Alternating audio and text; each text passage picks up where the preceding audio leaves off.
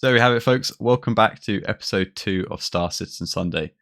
Now, as I said in the first video, it wasn't exactly every week, but I had some good excuses. We all had good excuses. Here we are, episode 2, and today we are carrying on with the manufacturer recommendations. So once again, every manufacturer in the game, we covered the first 8 in the first video. We're now covering the other 8 in this video. Basically, all we're going to do is run through, and we're both going to recommend the ship we like and something you might want to try out in 3.18 or 3.17 if you get the chance. So before we get into those, I just wanted to highlight some of the comments people raised last time. I think there were some really good discussions going on in the chat. And a lot of people mentioned the car 2L. I wasn't really sure why that was, but may have something to do with the giveaway we are running. And of course, as ever, I am joined by the lovely Sly Mako from the Frontier Consolidated Discord. Sly, welcome in. How are you doing? Yeah, not too bad, mate. It's good to be back again. Obviously, it's been a little bit delayed getting part 2 out, but we are here now. Obviously, Christmas has just been and gone, so that has taken up a lot of my time. But yeah, no, it's good to be back. Oh, I'm glad to have you back. Yeah, it's definitely been. I don't know. Anyone who works will know. As soon as you get to Christmas, you have that 2-week period where all of a sudden trying to achieve anything is almost impossible. But there we go. We're in the new year. January 1st, we're recording on a Sunday. Doesn't mean it'll be released on a Sunday, but there we go. Anyway, I digress. Let's get into the first comment people raised. And that was when we were discussing between the Cutter and the Titan, saying, has the Cutter really become the best starting ship? And what people are really pointing out is the Cutter is absolutely toothless when it comes to combat compared to the Titan. I'd say that's a fair argument. I would caveat that by saying that really, like, your early PvE, your early combat in your starter ship is going to be like very low risk targets, right? And you can do that in basically anything. The second you want to start doing like higher grade stuff, like you just get a better ship.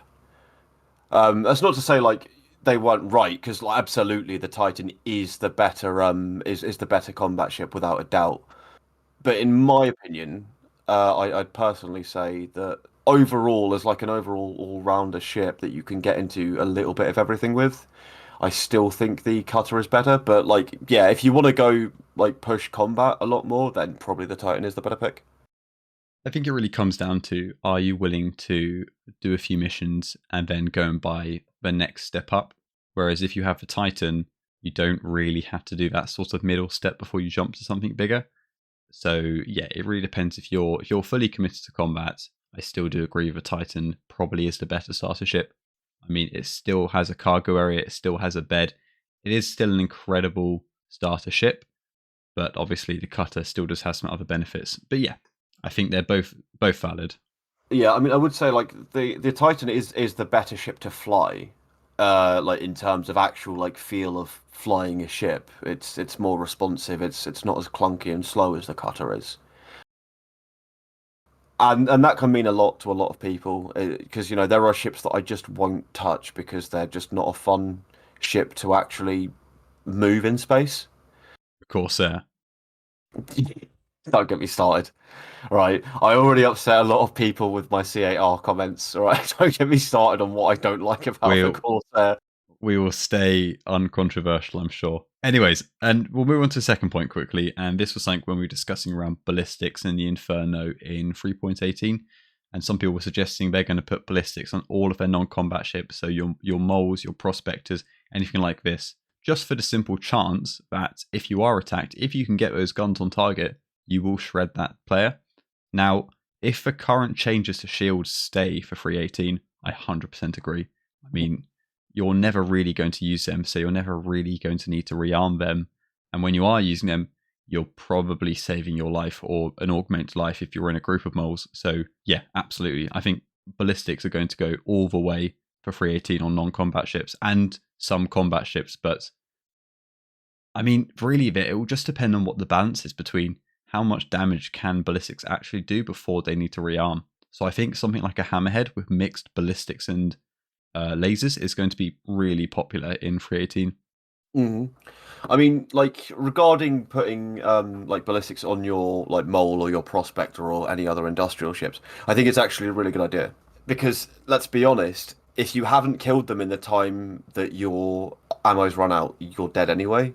Like, because you don't have a huge amount of like a health pool or a lot of defensive ability. So if you haven't got them in that time, they've probably got you in a position where you can't do anything.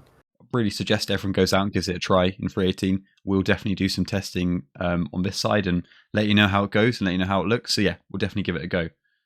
And with that, should we move to our first manufacturer? One I hold very near to my heart and is by far my favorite manufacturer in the game. And that is, of course, Aegis Dynamics. The one where there were a few questions why that wasn't in the first video. I feel like it had to be held back a little bit. You know, you got to have that suspense. What's he going to say for Aegis? Well, Yeah, you can't like, throw the best in and the pilot video. You've got to save that. oh, absolutely. So anyway, Aegis will be included in the third video. No, I'm kidding. So Aegis Dynamics. The ship I have to pick is the Eclipse. So the Eclipse is it's not one of the original pledge ships, not by a long shot, but it was one of the original marketing ships that really stood out to me. So when the way CIG marketed it, the way it really stood out as a stealth bomber that had the same pack as a Retaliator in regards to its size 9 torpedoes, but in a much smaller, much stealthier format, just seemed absolutely perfect to me. So as some of you are aware, because I've spoken about it for a while now, Meet the Eclipse will be the next review video on this channel, so that will be coming at some point in the near future.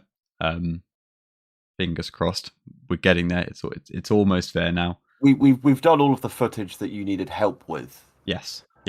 So it's just you actually doing all of the footage that you need to do on your own, and then you can collate that all together.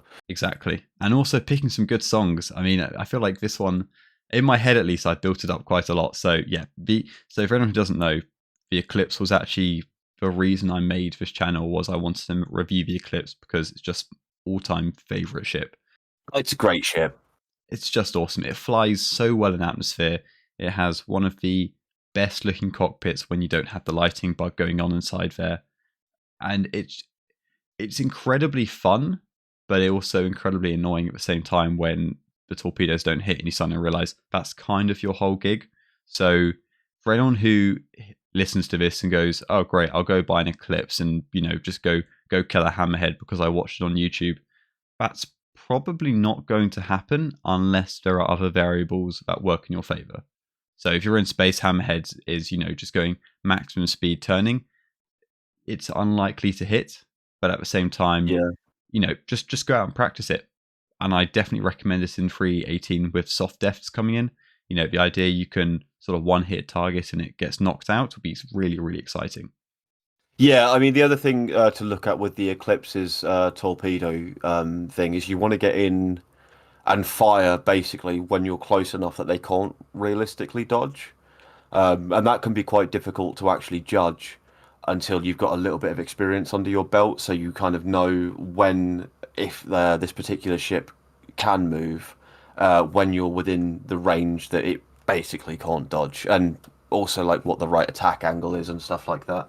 Yeah, definitely. And at the same time, if the EM missile bug continues to 318, every now and again you'll just be given the golden RNG where no matter how many decoys the enemy fires, no matter how much they move, the torpedo will hit. I mean, I do hope they fix that eventually. I do hope they fix that eventually. But for now, at the moment, the Eclipse is entirely busted if you can get it to work. Because it is the only single-seat ship that can actually take down a fully crewed large ship. There are ships that can do it in a PvE scenario, but in a PvP scenario, it's not as realistic unless you start exploiting some game issues. And that's a different scenario entirely. Sly, what did you pick? Yeah, well, I picked what I lovingly call the training wheels single seat fighter. And I say that while also thinking that it is the best light fighter in the game. So I've picked the Gladius for Aegis, which I'm pretty sure to a lot of people is going to come to as no surprise at all. It's not as agile or nimble as the Anvil Arrow, but it has a lot more survivability, and roughly the same damage output. So in like a 1v1, I do think that the Anvil Arrow comes out on top if you're just, Gladius versus Arrow. But eventually you're going to get involved in fleet combat, And the fact that the Gladius has the extra shield and a little bit more HP on top of that means that you're going to survive being blindsided by someone else coming in to get you far more readily than you would in the arrow. So I think overall, the Gladius is probably the best light fighter in the game, even though the arrow can beat it in a 1v1. And it is my favourite ship, absolutely. It's an absolute pleasure to fly. It's really nice looking ship as well. You know, it looks like a fighter jet, but with enough of a futuristic spin on it to separate it from something that just looks like a fighter. Yeah, definitely. Which is something that I think the Arrow doesn't have. I think it just genuinely looks like a standard modern fighter, which shouldn't be something that bothers me, but it does. Rule of cool. You've got to follow what the heart wants in Star Citizen, that's for sure. Yeah, I mean, I absolutely love the Gladius. I've said before I don't really like its flight model, only from the perspective of it's too good to the point where, as I said, wherever you tell the mouse to go, your ship just goes there. There's no questions from the Gladius wherever. So for PvP, unbelievable, and I totally agree. I personally think it's the best light fighter, especially when any sort of fleet combat gets involved. Having extra survivability is so useful. Oh yeah, the amount of times that like we've gone into PvP a few times, like against each other, like not just the two of us, but like as Frontier as a whole. Time and time again, I've survived because of that extra shield. It's a really important thing to remember. You know, having solo PvP skills is incredibly useful. But if you can't work in a larger group, like an average larger group will beat, you know, a single great PvP player because you can actually work in a team. But interestingly, like one of the things that makes the Gladius great is that it is really it's a beginner fighter because you have that extra survivability. Anybody can pick it up, and you're going to be trashing it at first, like absolutely. But because you have that extra survivability, you've got time to actually learn how to fly in it. You know, as you get shot, you'd be like, "Oh fuck, I've done something wrong here. I've got time to quickly turn away and reorient myself," which is not something you get in the Arrow. So the next manufacturer is Origin. And if anyone doesn't know Origin, they make the classy, luxurious ships in the Star Citizen universe. They are decked to the teeth with beautiful materials, lovely sounds, and opera singers in a ship called the Gatsby. And also, if you get to Concierge, you can download an opera singer singing a song on the 890.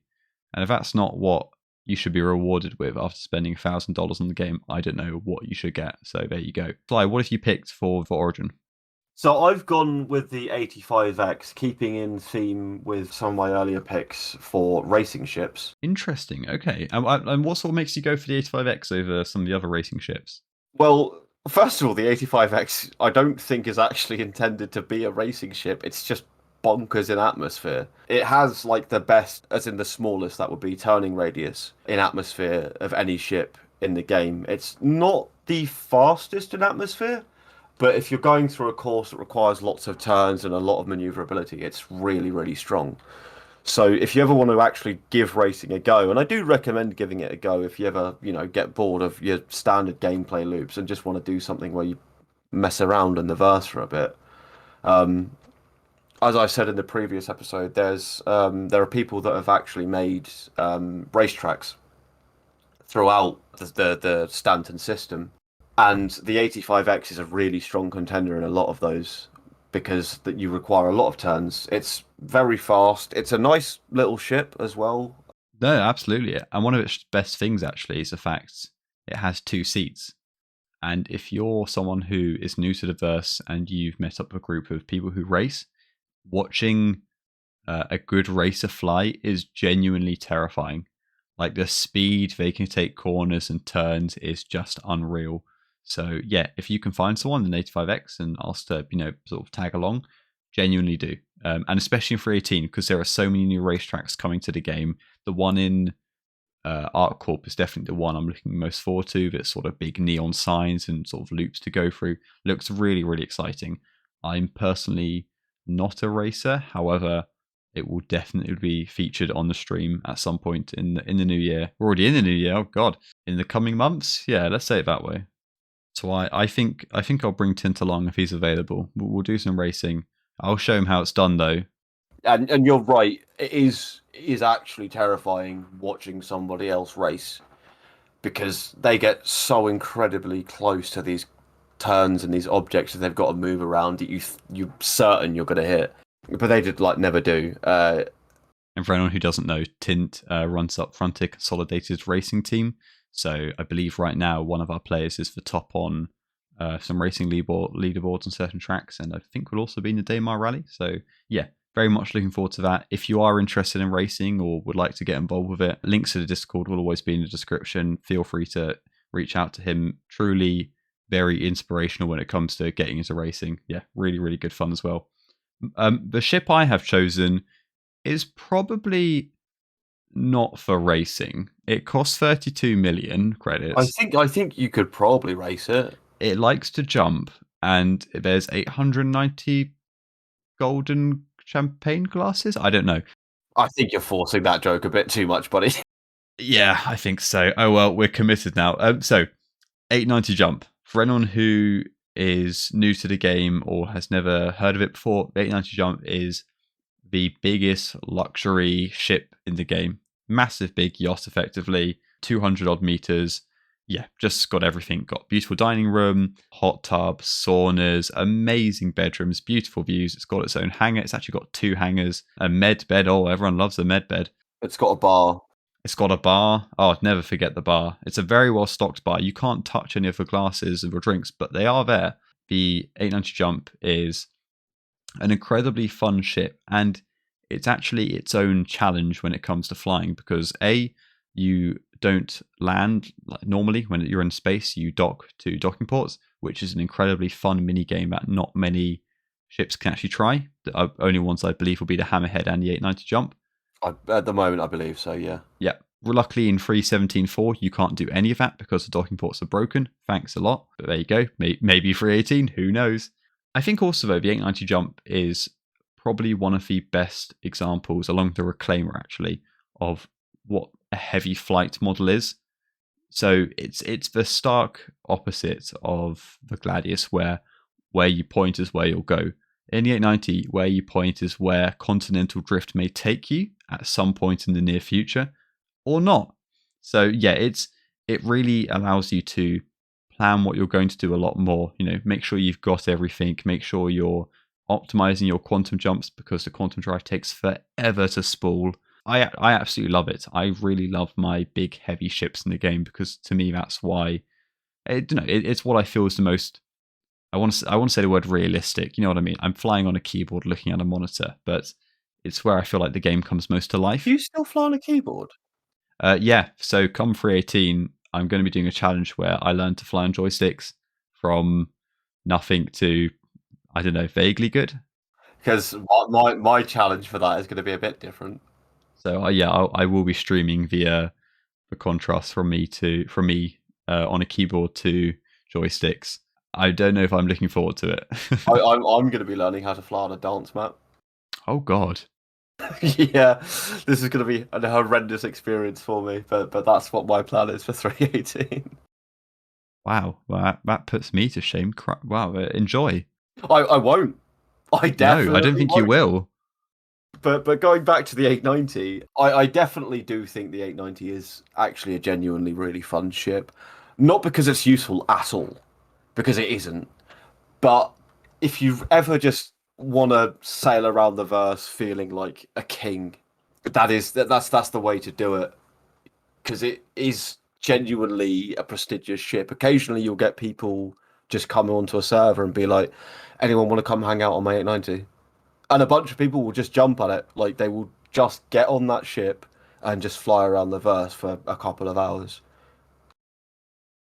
But nonetheless, like the 890, people don't pull it out very often, even when they have it, and there's not enough reason generally, even within an org, to actually pull one out, except for doing things like 890 battleships, which is a hilarious mini game. Oh, that's great. That's it was great completely made up by players, and if you ever get the chance to do it, dear viewer, do, because it is a lot of fun. So we've got the big ships, we've got the stealth ships. Now it's time to talk about the cargo ships. MISC. MISC. I always forget what they stand for. Musashi Stellar Starflight? No, that's it's Do you know, something I was concerning. thinking Mitsubishi, so you're already further ahead than me. It's definitely Musashi, but I'm going to Google this now. Wonderful. While you Miss. Google that, I'll do my ship. So I picked the Hull A. So the reason I picked the Hull A, and I still stand by this, is it has the best interior of a small ship in the game. That interior to me just proved the evolution of what Star Citizen can do with their teams and how they're learning from their previous interiors. You walk into that, everything is in the correct place. The gun locks are in the correct place. The bathroom actually looks usable for anyone who's not incredibly small. The escape pod is also the bed, which just looks awesome. The only issue I had for that whole ship was the fact the front screens were too small, which I hope gets rectified at some point. It hasn't yet.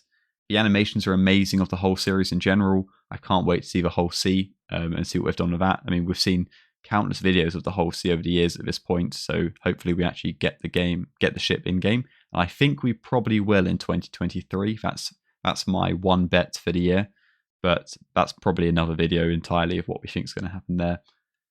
There's not too much else to say about it. It's got external cargo, which I actually can't wait to try out in 318 to see how they get attached. What happens in a soft def? Do they just float away, or do you have to track to beam them off? I don't really know. That would be really cool.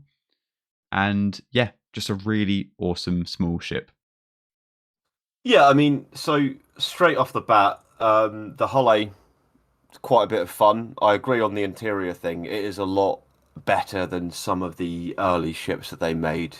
It does feel a lot more like someone would actually live there and that someone actually thought about the design of it.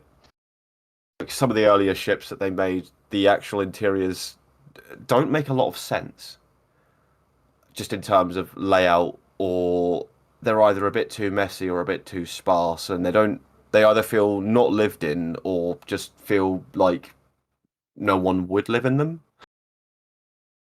And with things like the Hull A, you want a ship that you can live in, and it's nice that they've actually got a ship that people would want to live in. Yeah, I don't think there's too much else to say on that one. I really recommend you should give it a try if you're looking to do cargo running, which seems to be fairly profitable for 18 if patches stay as they are right now. All right, we'll move on to my pick then, shall we? I think it's fairly obvious, given that I picked the mole in the Argo section, that I was going to pick the prospector in this section. Because even though I spoke about how the mole had an advantage over the prospector because it's multi-crew, and therefore, in my personal opinion, more fun to be a part of, sometimes you do just need to break up the gameplay loops that you're doing. Now, I'm not a miner by heart. I don't dislike, under any stretch of imagination, I don't dislike mining at all. I find it to be the best system of mining that we've seen in a space game thus far. I think it's the most interesting. I'm personally not a miner. That being said, I will occasionally just dive into mining just to break up the combat that I do all the time because that's my main loop. And sometimes I can't find the people to play with. And as a new player, you're probably not going to be able to immediately find the people to play with. So the prospect of being a single seat miner is actually a really quite good ship. You can generate quite a bit of cash, not necessarily quickly because you have to wait for the station to refine the ore that you've mined, but you can go and mine out, get loads of stuff, put it in the refinery, then go and do other stuff while you wait, or just leave the game for a day, come back a day later, go and sell it. And you can make easy couple of million with a day's work doing that. Yeah, I can't fault that at all. I mean, as said from the last video, I have never done mining in a ship.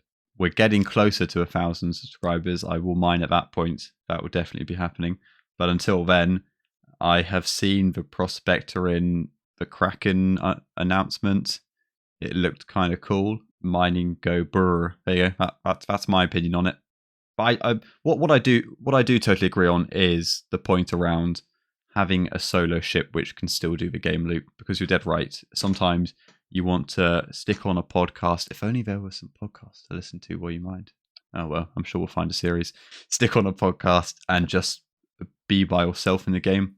Yeah, so sometimes you don't want to have to get out a full mole. And yes, I know people have found ways to solo a mole and it can be done. But you know, if you want that single play experience, the prospector, things like the prospector, things like the raft for any sort of trading, the Gladius for single seat combat. There's a reason there are single seat ships in the game, and there's a reason people love them. So yeah, Prospector, great for what it says on the tin. Moving on to our next manufacturer, we have RSI, which of course stands for, go on Sly. Roberts Space Industries. Wonderful, nicely Which, in done. fairness, I feel like most people would know if they've made an account. You would hope so, but this is for everyone. This could be for the brand new player. So, RSI 318 is coming up. Piracy is going to be a big thing. The ship you have to go for, in my opinion, is the Mantis. The Mantis is basically it produces a quantum bubble which can pull people out of quantum and stop them from spalling and jumping away. If you are planning to do any form of piracy or any form of patrols, for example, sort of pulling ships over, scanning them to make sure they're not carrying illicit drugs, the Mantis is exactly what you need. You can use a Cutty Blue. The Mantis has a larger bubble, and it, at least in recent patch notes, has just been buffed to be even quicker, to the point where I don't believe an MSR can outrun it anymore. So that's terrifying. I think if the MSR turns and burns past the Mantis, I think the MSR's acceleration is still higher, so you can basically like run the blockade with the MSR rather than just running directly away. So it has a higher top speed but a slower acceleration. So in theory, an MSR, if you know what you're doing, you should just be able to turn and basically fly right by the Mantis. And by the time they stop going the other direction and start chasing you again, you should be able to get out of the bubble. I completely agree with the utility of the Mantis in 318. It's going to be pretty much vital to piracy because you can just block space lanes with it and just constantly catch miners who are coming in with gear or with ore or catching traders who are going to sell their loot. Yeah, I think it's not one I picked up before, usually because other people in the org have it, but it's definitely one I'm going to get on my account for the next patch. I think it's going to be a lot of good fun. I personally don't enjoy or don't really like the piracy side. Not from I think piracy is very important in Star Citizen, but it's just something it's not really a role I look to take part in. However, for sort of patrolling or just sort of checking lanes, I think the Mantis will be incredibly good fun. And of course, the Mantis isn't exactly like the most hardy ship, so you want to use that in tandem with a fleet of either fighters or something else, like say an Andromeda. That was smooth. That was bad. No, so I've gone with the Constellation Andromeda because it is, in my opinion, the first true multi-crew ship that you can get your hands on as a new player. So it has your pilot seat and it has a top gunner turret and a bottom gunner turret, as well as something that currently isn't working, but also has a fighter in the back that you could deploy out of the ship. So that's 4 people's worth of gameplay basically there. It's a out and out combat ship. It's kind of a small gunship. If you would think of basically it's more like a mini hammerhead.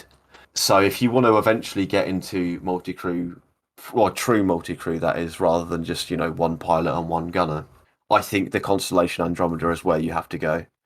There are other options for the Constellation, so you've got the Taurus, the Phoenix, and the Aquila, I think it is. And the Emerald. Ooh. Oh, that's something I don't care about. Oh, unbelievable. But the other 3 have different roles. The Andromeda is the best for combat.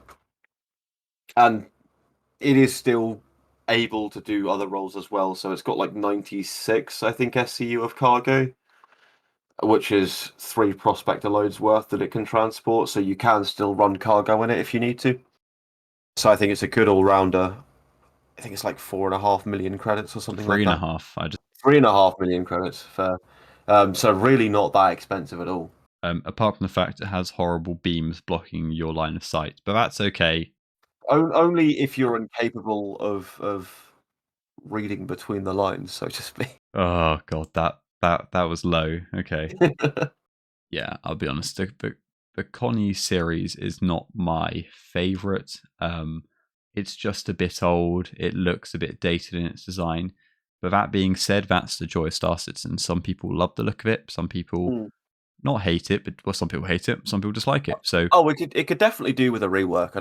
I don't make any qualms about that. That's to be sure. But for what it is and for what you pay for, I think it's a really good ship for a new person to pick up as a multi-crew ship. Yeah, yeah. Because the other ships that are within its category, like the Corsair, like the Corsair in theory has a lot of gun, but it's basically all front facing, and it's not very maneuverable. So Not very maneuverable. Understatement of 2023, ladies and I'm gentlemen. I'm trying to be nice to the people that love the Corsair, but I really hate that ship. Obviously, like there've been people that have shown videos and they've been like, yeah, no, so normally in this situation the Corsair wins, but it's just people not flying the Connie very well. All you need to do is just pull up beside it. That's it, and just stay beside it, and you win that fight. Yeah, it's really not for me, that ship. But anyway, we've done Drake. We've had enough people click off videos because we talk about Drake ships. Let's talk about one where, to be honest, there's not really much there until the Pioneer comes out. This is, of course, Consolidated Outlands, where Yeah. everyone knows that manufacturer for the Pioneer. For those of you who are new, the Pioneer is a giant base building ship, lands, builds bases. Yeah, it's effectively a flying manufacturing plant. Obviously, we can't mention that here because it's not coming out in 318 or currently flyable in game. So we've actually both gone for the Nomad. So just a really cool starter ship, has sort of magnetic or floating landing gear, so it doesn't actually touch the ground. It's effectively a space pickup truck, so it has external cargo, a bit like the Hull. However, it's on a flatbed that sort of lowers to the ground because obviously the ship's hovering; it needs a bit of ground to follow cover. It can take a rock mining vehicle in the back, which always looks really cool. And also, if any of you here are really interested in ground combat or airdrops, the rear plate makes a perfect place to drop troops out of the back. So yeah, definitely worth a try. It removes the limitations that Pisces has with the small back door, and also just has more space for troops. So definitely something to look at there. Yeah, definitely. I think the Nomad's a really, really good ship. It looks nice internally as well. Yeah, it has a beautiful red color scheme.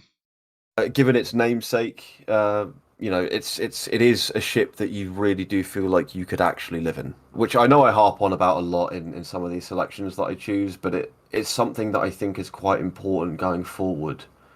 Is that we have ships that you can actually genuinely live in and actually, support yourself properly and have a place to sleep and have a place to, hang out or whatever.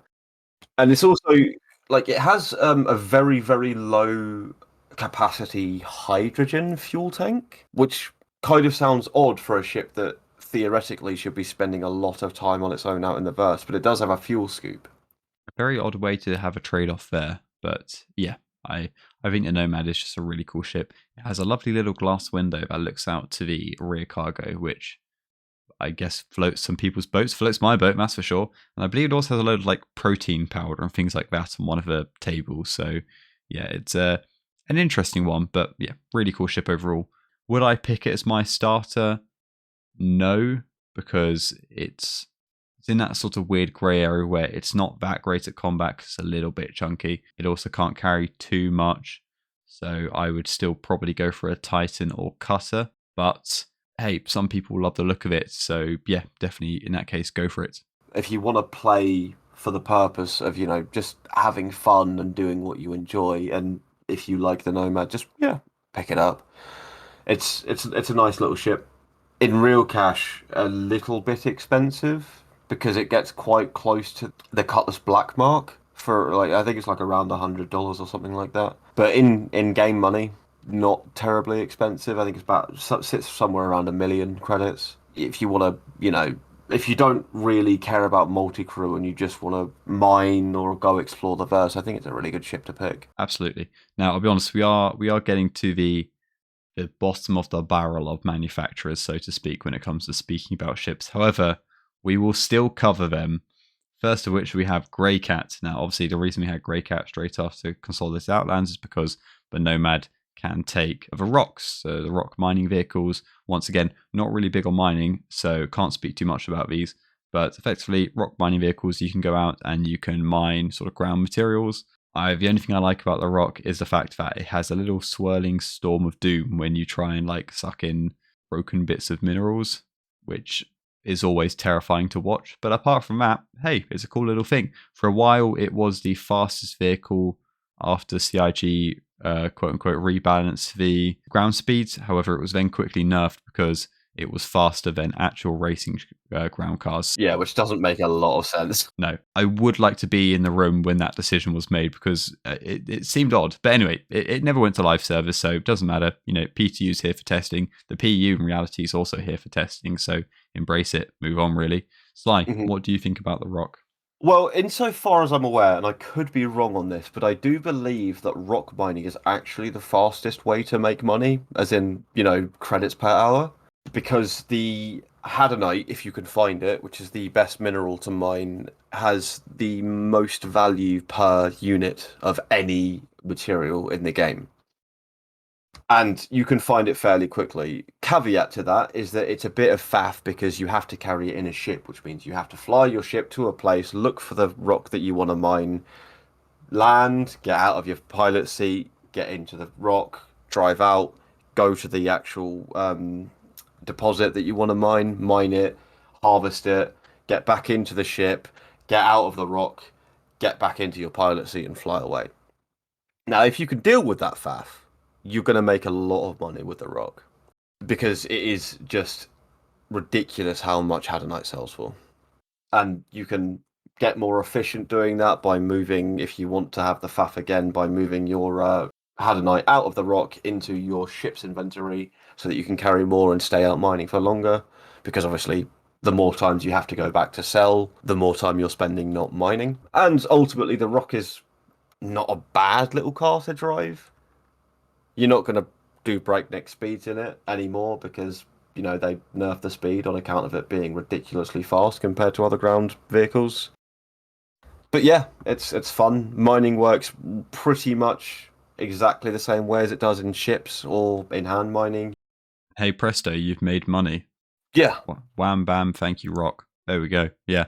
It is just a fun little thing to drive around. And you can also get, I believe, a rock TS, which can take 2 people. So if you want to go mining with a friend on the ground, there you go. And I think there's a lot to be said actually about doing stuff on the ground in Star Citizen because you realize there is so much more beauty and levels to the game instead of just space combat. And oh, look, there's an asteroid. So yeah, definitely, even if you're not going to fall in love with rock mining, it could be a cool thing to pick up. I mean, yeah, that's something I really do agree with, just pointing out the ground combat, or not ground combat, but just like ground gameplay in general, because every time we do something on the ground, I get a little bit more in love with the game because it's just something that I don't do often enough, that every time I do it, we always go to a new location, there's always some new scenery to see. The game is very, very beautiful, in my opinion, and you see a lot more of that on the ground than you do see in the air. So, moving back to the air, and more of a snub fighter role here, we have Kruger. So Kruger make 3 ships, they're all snub fighters. So I personally gone for the P-72, which is a racing snub. Once again, I've done a small amount of racing, never done it in the P-72. They are just very fun ships, possibly not by themselves, but more so when you slap it on a Connie. It's just quite a nice animation when you're sort of undocking from the Connie and sort of shooting off to go do whatever you got to do. Works. Yeah, when it works. Yeah, I mean, the whole game's when it works. Yeah. And once again, it's one of the only ships, or the only ship where you can actually do ship-to-ship docking if we ignore the Staff Era's refueling mechanic. Once again, just comes with some really cool animations, really nice interior to the ship. It's got an interesting design language. It's one of those ones where Kruger kind of needs a bigger ship so we can see how it would look in the grand scheme of things, because on the small side, it looks a bit like a budget Origin ship. Kind of agree with that assessment. It does kind of look a little bit Origin-y, but I don't think that's a bad thing at all. But yeah, I think it's something to try out. Yeah, so I think the P-72 comes attached to the Phoenix, doesn't it? I believe so. So the Phoenix, the Constellation Phoenix, will be the luxury explorer variant of the Constellation, and it comes with the P-72 attached. As Ben said, very good racing ship. I think it's better in atmosphere than it is in space, weirdly, because space takes off a lot of the constraints that a lot of other ships have, because they don't fly as well in atmosphere, but they're just better flying ships. So in space, other ships will take precedent over that, like, for example, the P-52, which is Kruger's other ship that they have currently available in game, which is the one that comes attached to the Constellation Andromeda, which is the more combat variant, and the P-52 is meant to be the combat variant of the Kruger ship, but it is better for racing in space. Caveat with both of these ships is that neither of them have a quantum drive, which means you have to carry them to a place if you want to race them. You can't just get them out and go take them there, with a couple of exceptions. I think if you go to Everest Harbour on Hurston, for example, you can fly both of those down to a couple of the racetracks that are directly around Lawville, because it's only like 100 kilometers, so you can make that on a single hydrogen tank. The same will go for the Grimhex racing track in 318 and I don't know what area it's in, but it's the racing track on ArcCorp is fairly close to area 18. So yeah, I mean, if you don't have a Connie around, you can fly to those ones. But yeah, probably best to bring along a mothership. And also, I think it's a bit more fun, to have that sort of. It's almost if you bring your pit crew along and you bring all your gear along, and you can bring some ground vehicles if you're doing a ground track like Snake Pits, you have a bit more variety. Yeah, definitely some fun stuff there. You can take either of those. If you just want to get that and try and race with it, you can just pick up a constellation, the appropriate constellation that will come with it as stock. Or if you really want to give racing a go, you can take something like a Carrack with its medical bed, and you can put a couple of them in its hangar, or the 890 jump if you've really got a lot of money. Put those in its hangar, and you can carry them to site, and then respawn when you crash, and you've got another one already ready to go with you. And now finally, I know you're all sitting there going, Ben, you haven't spoken about the most important manufacturer in the game. We have spoken about every single manufacturer except one, and that has the most ships in the game. That's, of course, Gatac. Yeah. So do we just want to go through the list of, Well, of I don't Gatac know. ships? I think we could be here till tomorrow. Well, yeah, I feel like we should go through the whole list. Do you want to start? I'll start. Okay, so the first ship from Gatac is the Raylan. Anyway, guys, thanks for listening to it. No, okay. So Gatac currently doesn't have any ships flyable in game. Alien Week, I believe, a year and a half ago now, they released the Raylan, which, for anyone who doesn't know, is also a giant flying Xbox. It has external slung cargo in more bespoke pods, which I'm sure will be really fun to code for physicalized cargo. So that was a good idea.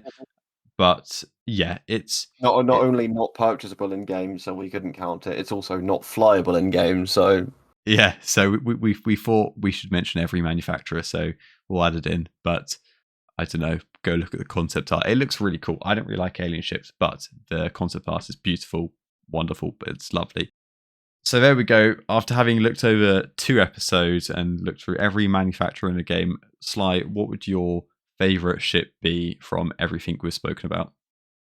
yeah, I think my pick is going to have to be the Gladius. I'm not an overall massive Aegis fan, but the Gladius is just such a dream to fly. It's the first ship I ever got a PvP kill in as well, so I think that's always going to have a place in my heart, because that's sounds odd, but that's quite a milestone for me in terms of space games, because I normally avoid PvP like the plague. You have really joined the wrong division if you hate PvP. Well, I love it in this game though. That's the There we thing. go. Good answer. You can stay around. Until you get bored of me anyway. Absolutely. Yeah, no, I love everything about the Gladius. Yeah, it's a great all-rounder. I have picked a similar ship. I've picked the Hurricane. That'd probably be my all-time favorite right now. Yeah, Like, yeah, okay, I see that. simply from some of the combat ops we've been running recently, having a turret gunner is just so much fun. It's a really cool ship to fly. Looks cool, great interior, really good panel placement. The lights on it don't work. That is the most infuriating thing in the world. And it can't avoid EM missiles. But apart from those 2 things, it's a really fun ship. Yeah, I mean, so what I would say is that, like, because it's stronger, it's got like a size 2 shield, hasn't it? I think. Yes. It's stronger. It's got 4 size 3 guns. On the turret. On the turret, that is. Yeah, I don't care about the pilot guns because they mean literally nothing to me. But like, as a fighter, it's It's not as maneuverable as the light fighters, but it's not as slow as a lot of the other heavy fighters. And there we go. Well, Sly, once again, thank you so much for joining for episode 2 and running through 8 more, well, kind of 7 more, let's be honest, 7 more manufacturers plus Gatac. Any closing remarks? I can only apologize for waffling on and saying a lot. I'm sure that's going to piss someone off in the comments. Someone will say it. If you Yeah. got this far, let us know how you felt about Sly saying Every sentence. every sentence. We'll get there. We'll get there. Anyways, folks, thank you so much for tuning in for episode 2. As I said before, any feedback you have, if you've got this far or anywhere in the video, well, you won't have heard this bit anyway, but please do let me know and we'll do our best to sort of improve on it for next time. And yeah, we'll catch you in the next one. Yeah, catch you guys later. If I'm here, you might get a different. Oh, you're getting sacked now after what you said about the Corsair, my favourite ship. You're getting sacked. Oh yeah, your favourite ship. All right, yeah, mate. I don't like turning.